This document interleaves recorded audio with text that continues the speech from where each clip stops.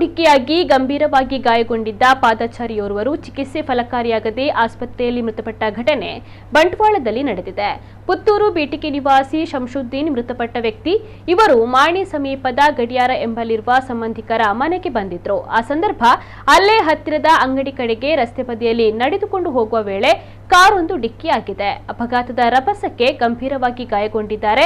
ಇವರನ್ನ ಕೂಡಲೇ ತುಂಬೆ ಖಾಸಗಿ ಆಸ್ಪತ್ರೆಗೆ ದಾಖಲಿಸಿ ಚಿಕಿತ್ಸೆಯನ್ನು ನೀಡಲಾಗಿದೆ. ಆದರೆ ಅವರು ಚಿಕಿತ್ಸೆ ಫಲಕಾರಿಯಾಗದೆ ಮೃತಪಟ್ಟ ಬಗ್ಗೆ ಪೊಲೀಸರು ಮಾಹಿತಿಯನ್ನು ನೀಡಿದ್ದಾರೆ. ವಿಟ್ಲ ಪೊಲೀಸ್ ಠಾಣೆಯಲ್ಲಿ ಪ್ರಕರಣ ದಾಖಲಾಗಿದೆ.